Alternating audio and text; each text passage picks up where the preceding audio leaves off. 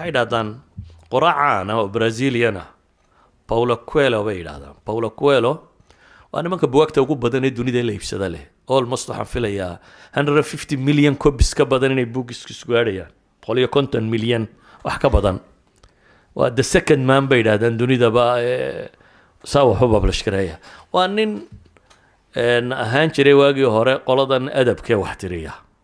heesaha iyo riwaayadaha iyo waxaa sameeya markii dambana noqday qoraa novelladan iyo waxa la qoriya waxa kan sameeya imikana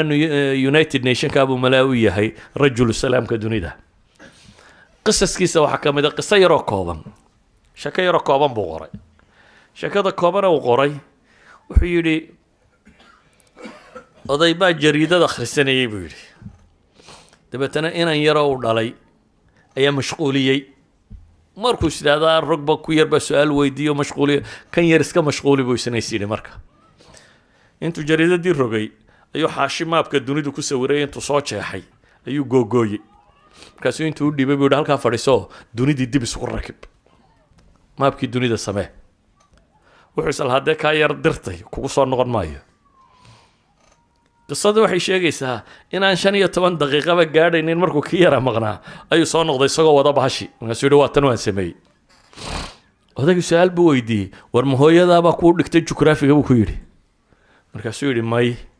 hooyo jugraafiga ma dhigto dasaad u samaysay buu yidhi waraaqdan aad ii dhiibtay buu yidhi xaggan maabku ka sawir xaggeeda kale qof baa ku sawiraa qofkii un baa isku hagaajiyey buu yidhi gacanta iyo lugta iyo adinka iyo isugee dee dunidina way isku hagaagtay markaan qofki isku hagaajiyey dabeetana weedhii inanka yar bay ka dhigeen weedh xikmad ah waasaa maamahaan soomaalidu ku baxaan oo kale weedhaasaa waxay tahay cindamaa acadtu binaa alinsaan acadtu binaa alcaalam buu yidhi markii aan qofkii bini aadamka ha dhisay sawirkiisii ayaa adduunkiina ii dhismay waxay leeyihin ilmaha yari wuu iska yidhiye that's the real world noloshu waa taa qofka bini aadamka marka la dhiso ayay dunidu dhisantaa qofka bini aadamkii markuu dumana nolosha iyo duniduba way duntaa qofka bini aadamka caqiidadiisa mabaadi'diisa valueskiisa xorriyadiisa cadaaladii waxaasi markay dhismaanna adduunku wuu dhismaa bay yidhaahdaan markay dumaanna wuu dumaa